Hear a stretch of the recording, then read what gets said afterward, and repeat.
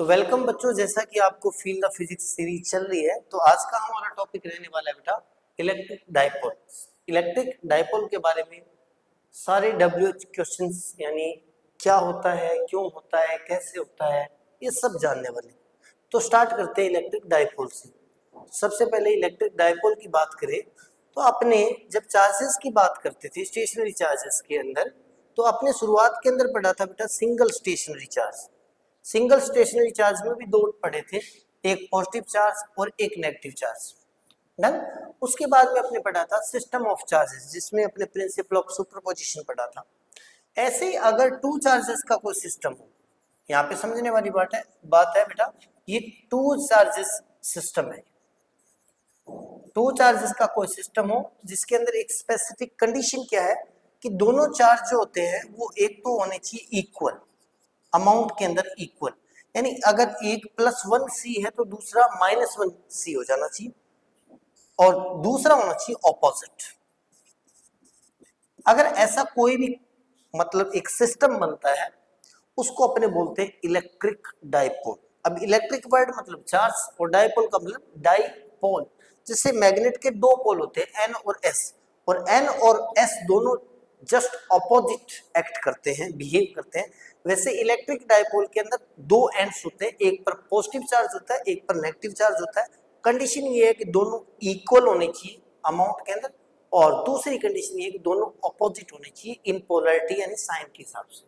तो सबसे पहले देखते हैं, an electric dipole is a pair of equal and opposite point charges q and -q separated by a small distance 2a। अब यहाँ पे आप डिस्टेंस भी लिख सकते हो, स्मॉल डिस्टेंस इसलिए मैंने बोला है क्योंकि जब भी आप इलेक्ट्रिक डाइपोल की स्टडी करते हो बेटा, तो हम करते एटम के लेवल में जाकर।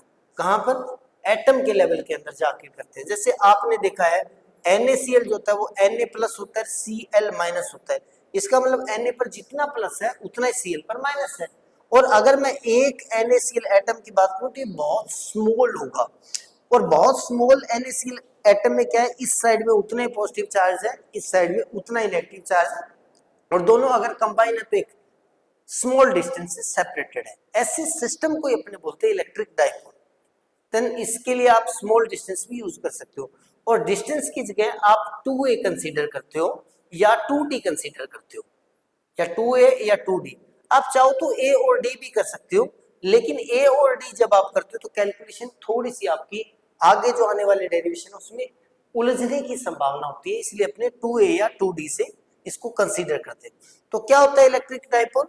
एक ऐसा सिस्टम जिसके अंदर जितना +q चार्ज है उतना ही -q चार्ज है, दोनों स्टेशनरी है, और एक स्मॉल डिस्टेंस 2a से सेपरेटेड है।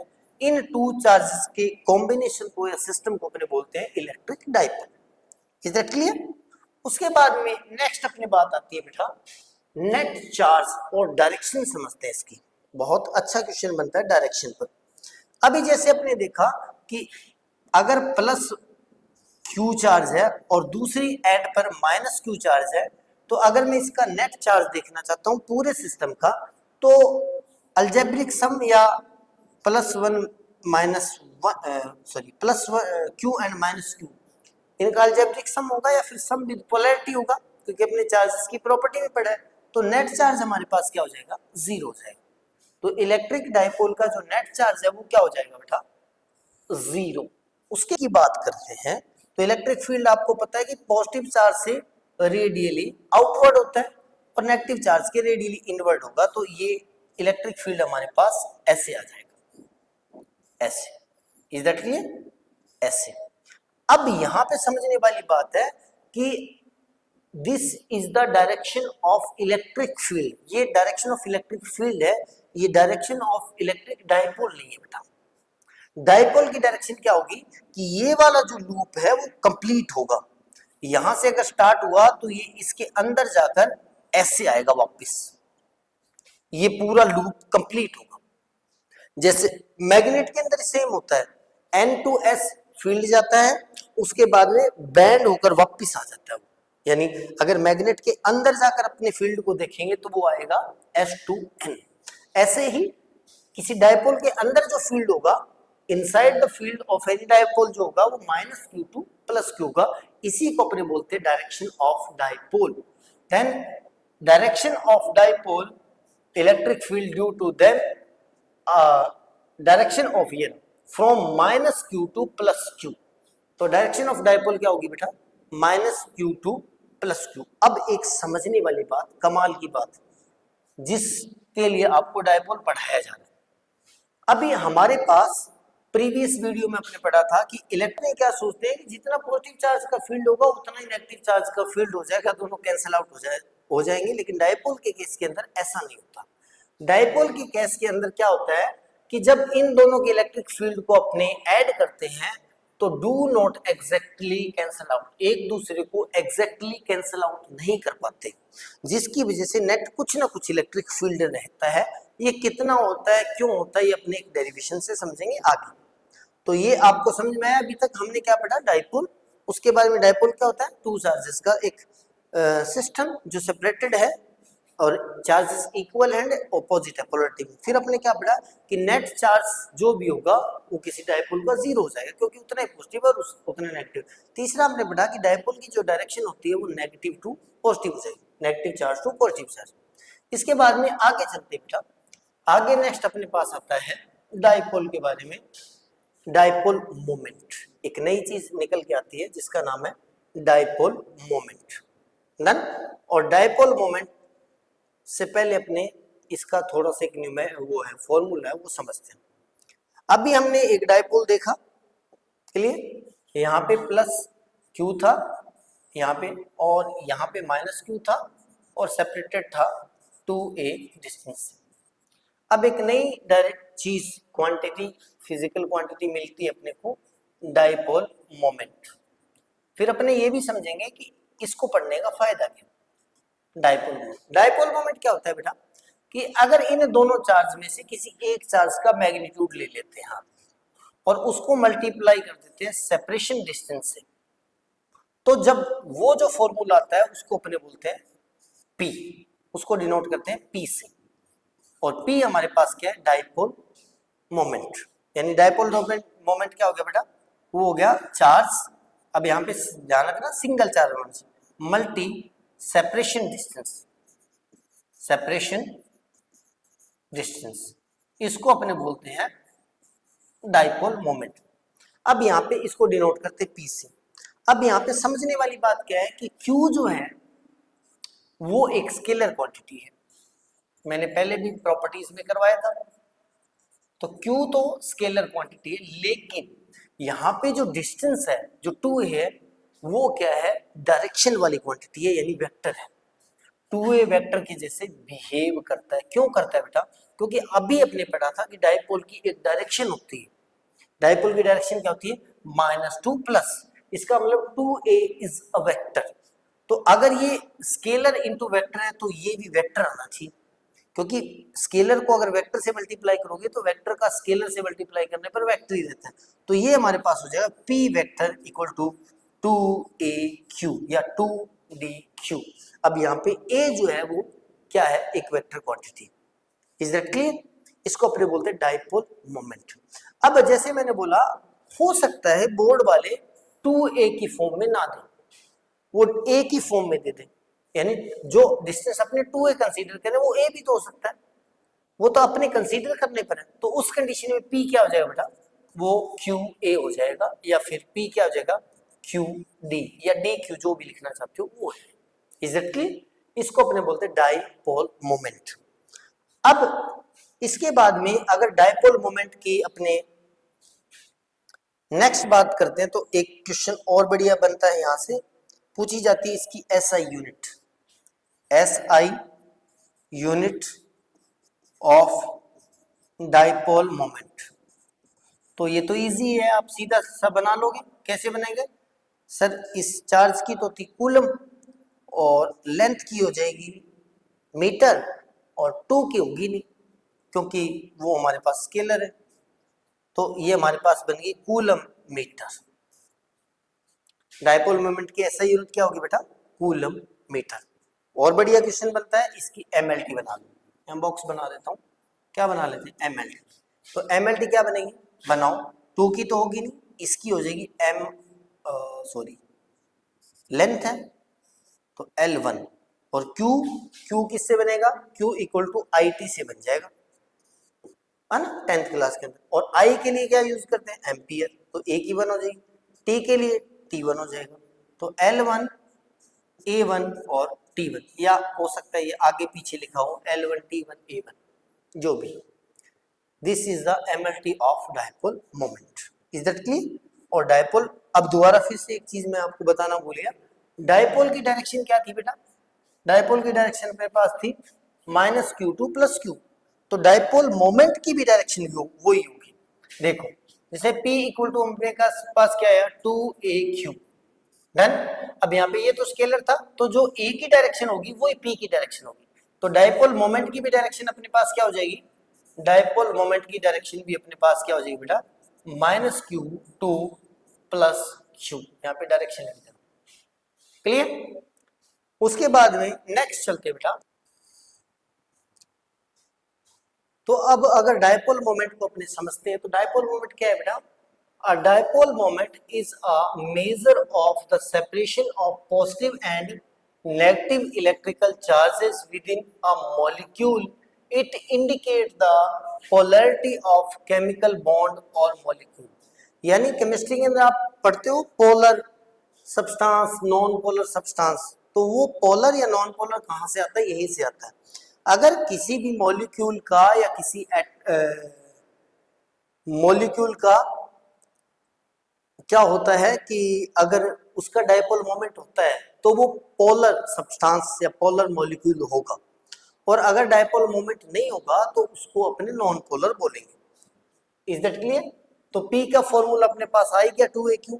It is a vector quantity, मैंने आपको बता दी, having both magnitude and direction, और इसकी डायरेक्शन क्या होती है, direction is positive to negative in physics, physics के अंदर आप पॉजिटिव से नेगेटिव लेते हो, लेकिन केमिस्ट्री के अंदर ये नेगेटिव टू पॉजिटिव लिया जाता है। जो अभी अपने डायरेक्शन बताई थी नेगेटिव टू पॉजिटिव, वो केमिस्ट्री के अंदर कंसीडर की जाती है, फिजिक्स के अंदर इसकी डायरेक्शन पॉजिटिव टू नेगेटिव ली जाती है।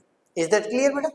उसके बाद में नेक्स्ट अगर स्लाइड पर चलते हैं, तो नेक्स्ट स्लाइड पर अपने पास क्या आता है, अच्छा नेक्स्ट स्लाइड पे अपने पास क्या आ जाएगा, एक तो इसकी SI यूनिट आ गई जो मैंने आपको अभी बताई थी, कूलम मीटर आ गई, यहाँ पे न्यूटन मीटर बाय मिस्टेकन लिखा गया, कूलम मीटर आ गई। एक डायपोल मोमेंट की एक और यूनिट है जिसको बोलते डिबाई। 1 डिबाई एक बहुत स्मॉल यूनिट है बेटा, 1 डिबाई होता है 3.35 × 10⁻³ कूलम मीटर, यानी बहुत स्मॉल यूनिट है, ठीक है, ये अपने पास आ गया। उसके बाद में इससे भी कई बार क्वेश्चन बन जाता है। उसके बाद में एक चीज और आपको समझानी है कि पोलर सब्सटेंस कौन से होंगे, नॉन पोलर कौन से होंगे। अब जैसे मान लेते मेरे पास एक मॉलिक्यूल है जो AB से मिलकर बना हुआ है, ठीक है, A यहाँ पे पॉजिटिव है, B यहाँ पे नेगेटिव है। अगर पॉजिटिव चार्ज और नेगेटिव चार्ज दोनों के अंदर सेपरेशन है, बिल्कुल स्मॉल सेपरेशन है, तो अगर सेपरेशन है तो वहां पर क्या होगा, कुछ ना कुछ डायपोल मोमेंट होगा। क्यों होगा, क्योंकि वहां पे A वर्क कर रहा है, A है। तो ऐसे सब्सटेंस होते हैं उनको बोलते हैं बेटा पोलर सब्सटेंस या पोलर मॉलिक्यूल। और अगर कोई ऐसा मॉलिक्यूल है जिसके सारे के सारे पॉजिटिव चार्ज और सारे के सारे नेगेटिव चार्ज एक ही पॉइंट पर कंसंट्रेटेड है, यानी उसी पॉइंट पर पॉजिटिव चार्ज है और उसी पॉइंट पर नेगेटिव चार्ज है एक ही पोजीशन पर, तो उस कंडीशन में क्या होगा, सेपरेशन डिस्टेंस जो है वो 0 हो जाएगी। जब सेपरेशन डिस्टेंस 0 हो जाएगी तो उस कंडीशन में P जो आएगा वो अपने पास क्या आ जाएगा, 2, A की जगह 0 लगेगा और Q की जगह कुछ भी हो जाए, डायपोल मोमेंट क्या आ जाएगा, 0। तो ऐसे सब्सटेंस होते हैं जिनके लिए सारा पॉजिटिव चार्ज और सारा नेगेटिव चार्ज एक ही पॉइंट पर कंसंट्रेटेड है, ऐसे मॉलिक्यूल्स को या ऐसे सब्सटेंस को अपने बोलते हैं non polar substance, non polar substance या नॉन पोलर मॉलिक्यूल्स। अगर अपने CO2 एटम को देखते हैं, कार्बन डाइऑक्साइड मॉलिक्यूल को देखते हैं, या CH4 को देखते हैं, तो ये ऐसे मॉलिक्यूल्स है जिनके अंदर सारा का सारा पॉजिटिव चार्ज और सारा का सारा नेगेटिव चार्ज एक ही जगह कंसंट्रेटेड होता है। तो उसकी वजह से यहाँ पे A0 हो जाएगा तो P0 हो जाएगा। तो ऐसे सब्सटेंस हमारे पास क्या आ जाएगा बेटा, नॉन पोलर सब्सटेंस या मॉलिक्यूल्स के अंदर आ जाएगा। दूसरी तरफ अगर H2O की बात करते हैं तो H2O के अंदर पॉजिटिव आयंस और नेगेटिव आयंस यानी H+ और OH- है जो, उनके बीच में हल्की सी सेपरेशन डिस्टेंस होती है, जिसकी वजह से कुछ ना कुछ A होगा, जिसकी वजह से कुछ ना कुछ P आएगा। P आएगा तो डाइपोल मोमेंट होगा, डाइपोल मोमेंट होगा तो वो हमारे पास हो जाएगा पोलर मॉलिक्यूल या पोलर सब्सटेंस। तो ये था हमारे पास डाइपोल, जिसमें अपने पढ़ा डाइपोल क्या होता है, डाइपोल की डायरेक्शन क्या होती है, डाइपोल की SI यूनिट क्या होती है, डाइपोल की MLT क्या होती है, डाइपोल मोमेंट क्या होता है, डाइपोल मोमेंट की SI यूनिट और MLT क्या होती है, और इसका फिजिकल सिग्निफिकेंस क्या होता है। फिजिकल सिग्निफिकेंस ये जो मैंने अभी आपको बताया, ये इसका फिजिकल सिग्निफिकेंस है। क्या था फिजिकल सिग्निफिकेंस, ये क्लासिफाई करता है किसको, मटेरियल्स को या मॉलिक्यूल्स को। डाइपोल मोमेंट क्या करता है, डाइपोल मोमेंट क्लासिफाई करता है, क्या करता है, क्लासिफाई किसको, मॉलिक्यूल्स को, on the basis of, on the basis of P dipole moment. If P not equal to 0 then क्या हो जाएगा, पोलर सब्सटेंस या पोलर मॉलिक्यूल। रीजन क्या है, positive and negative charge are not concentrated at same point, and if P equal to 0 then substance या molecule क्या हो जाएगा, नॉन पोलर। इसका मतलब क्या हो जाएगा, concentrated on a single point. Positive charge and negative charge are concentrated on a single point. तो ये था डाइपोल। नेक्स्ट वीडियो में अपने पढ़ेंगे electric field due to a dipole. बहुत ही कमाल का डेरिवेशन है, बहुत इंपॉर्टेंट डेरिवेशन है एग्जाम के पॉइंट ऑफ व्यू से, जिसमें अपने इसके एक्सिस और इक्वेटोरियल पर इलेक्ट्रिक फील्ड फाइंड करेंगे। तो चैनल पर पहली बार आए तो चैनल को सब्सक्राइब करें, फील द फिजिक्स जो हमारी सीरीज है इसके साथ ज्वाइन हो जाए, साथ ही अपने दोस्तों के साथ इसको शेयर करें, इससे छोटे चैनल को ग्रो होने में हेल्प मिलती है।